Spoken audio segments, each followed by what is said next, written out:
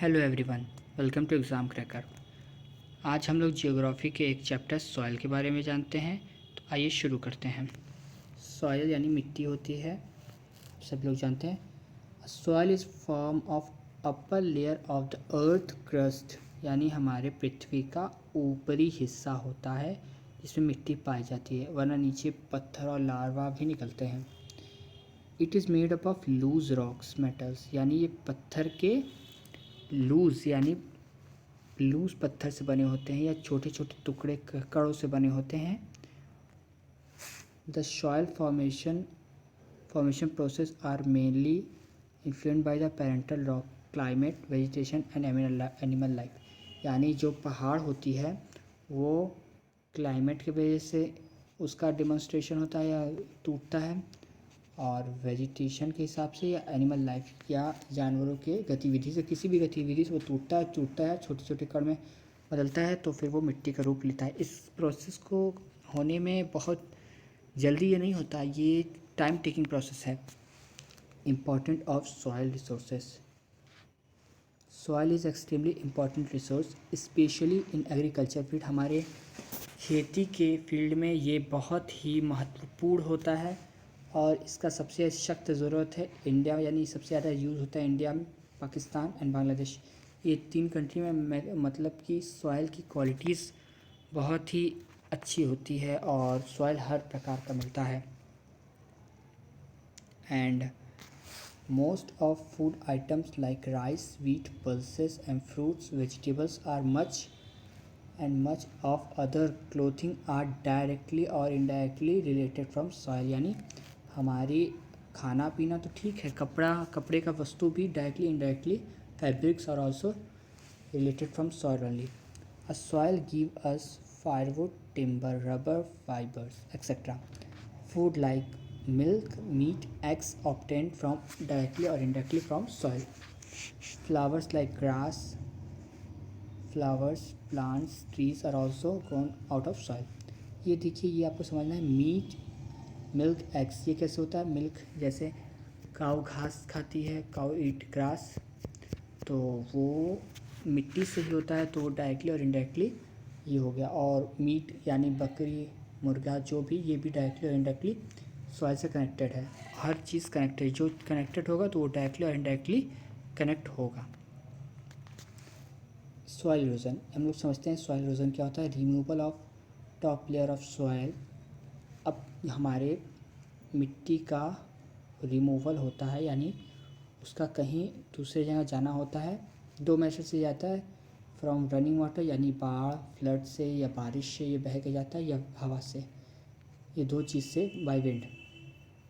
इसे हम लोग सॉइल इरोजन का नाम देते हैं और इसको भी समझना जरूरी है। ये देख सकते हैं आप लोग, ये फ़ोटोज़ दिया है सॉइल इरोजन से रिलेटेड, देख सकते हैं। ये जब फ्लड आता है या फिर और कोई तेज़ पानी का बहाव आता है तो मिट्टी को बहा के ले जाता है, इसी को सॉइल इरोजन कहा जाता है।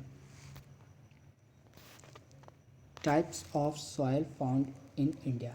हमारे भारत में कितने प्रकार के सॉइल पाए जाते हैं? In Indian council of agricultural research ICAR कहता है कि इंडिया में 8 तरह के मिट्टी पाए जाते हैं।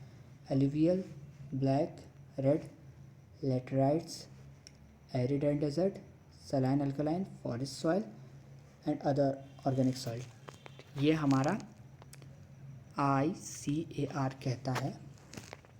तो आइए हम लोग देखते हैं कुछ चीज़ों के बारे में।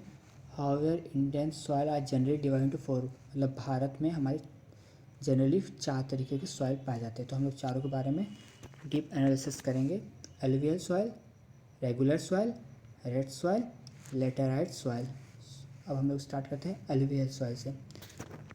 This is the most important and widest category, it covers 40%। ये यानी हमारे भारत का 40% हिस्सा कवर करता है। ये बहुत बड़ी बात है, ये इसको आपको नोट करना होगा कि मीन ये अकेले 40% कवर करता है land area.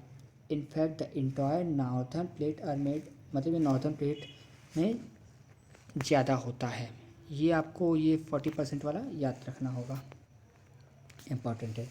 They have been brought down from the deposit by the great three Himalayas river Sutlej, यानी ये हमारे कहाँ से आता है ये, तो अलुवियल सॉइल, ये deposit by the great Himalayan river Sutlej, Ganga, Brahmaputra, यानी 3 नदियों, सहायक नदियों से ये आता है, सतलज से, गंगा से, ब्रह्मपुत्र और उसकी ट्रिब्यूटरीज मतलब यानी उसके सहायक नदियों से आता है। Through the narrow corridor in Rajasthan they extend the plain of Gujarat, ये सब राजस्थान और गुजरात में भी देखा जा सकता है।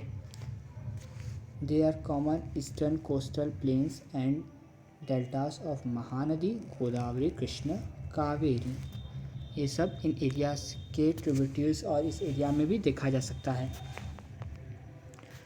और इस मिट्टी में क्या उगते हैं, क्या क्रॉप उगते हैं, क्या फल फूल उगते हैं, तो sustainable for kharif and rabi crop like cotton, oil seeds, sugar cane. The lower Ganga Brahmaputra valley is useful for the jute cultivation, यानी लोअर गंगा और ब्रह्मपुत्र रिवर जूट के लिए ज़्यादा वो है, और जूट हमारा एक कैश क्रॉप है। रेगुलर और ब्लैक सॉइल, ये सेकंड टाइप का सॉइल है। हम लोग पहले एलुवियल सॉइल के बारे में पढ़ा, अब हम लोग पढ़ रहे हैं रेगुलर एंड ब्लैक सॉइल। तो आइए देखते हैं। दिस सॉइल और वॉल्केनिक ओरिजिन, यानी इनका ओरिजिन होता है वॉल्केनो से।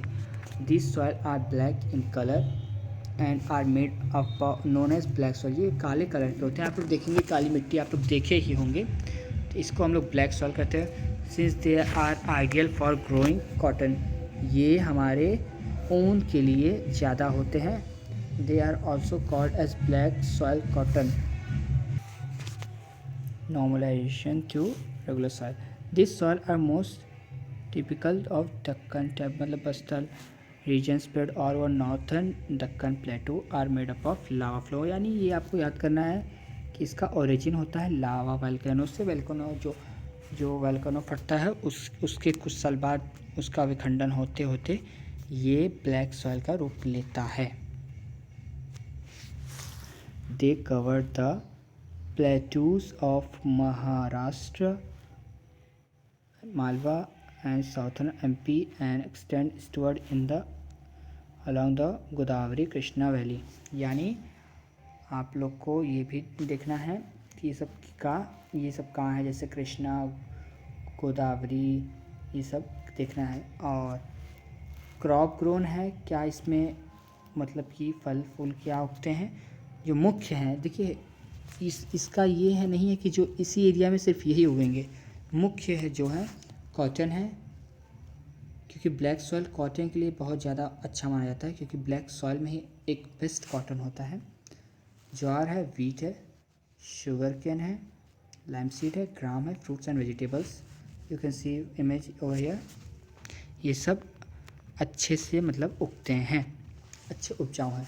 अब थर्ड है रेड सॉइल, ये तीसरा है red soil, formed by the weathering of crystalline and metamorphic mixture of clay and sand, ये एक क्ले और सैंड का मिक्सचर होता है, एक हिसाब से आप लोग जान सकते हैं। This soil are developed on the old crystallization igneous rocks under modern to heavy rainfall condition. They are red in colour because they are high in एफिमेंस आयरन, ये मैक्सिमम आपको रेड कलर में दिखेंगे, और इसकी इसलिए क्योंकि इसके अंदर आयरन की प्रधानता होती है। There also deficit in phosphorus, organic matter and nitrogenous matter, ये सब आपका टर्मिनोलॉजिकल है। Red soil are covered the eastern part of peninsular region compromising Chota Nagpur plateau, Orissa, eastern Chhattisgarh, Telangana, the Nilgiri and Tamil Nadu plateaus.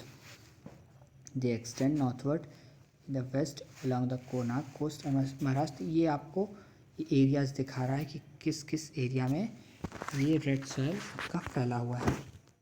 इसमें क्या क्या मुख्य रूप से उगते हैं, crop grown are wheat, rice, millet, pulses. Wheat, rice and pulses and millets are, मतलब इसमें मुख्य रूप से उगते हैं।